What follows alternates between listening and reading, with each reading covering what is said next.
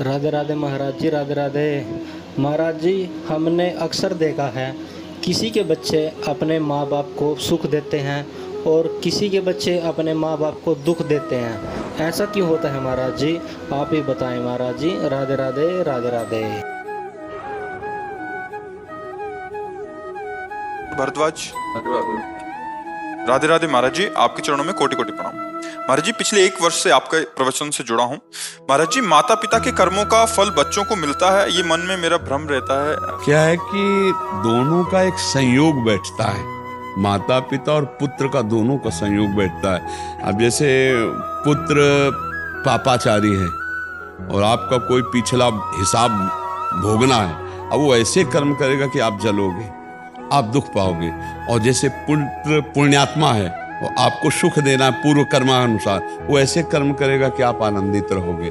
ऐसे ही माता पिता के, माता पिता के कर्म से पुत्र और पुत्र के कर्म से माता पिता, दोनों का संबंध जुड़ा होता है। ये पूर्व जन्म के कर्म से भी होता है, पूर्व जन्म का कर्म का हिसाब होता है वैसे भुगतान।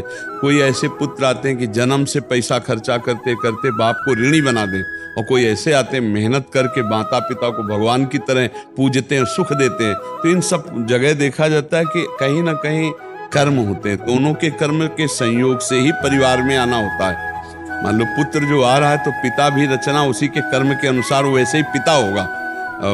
कोई पिता है कि अरबपति खरबपति, कोई बेचारा लेबरी करके कमाता है और जीव उसके यहाँ पुत्र बनता है, एक उसके यहाँ पुत्र बनता है। एक मेहनत से कमाकर अपने पिता को सुख और एक कमाई हुई संपत्ति का नाश करके विलासिता में दुख प्रदान करता है। तो ये कर्मों के अनुसार होता है, इनमें दोनों का कर्म संयोग रहता है, दोनों का संयोगित कर्म रहता है।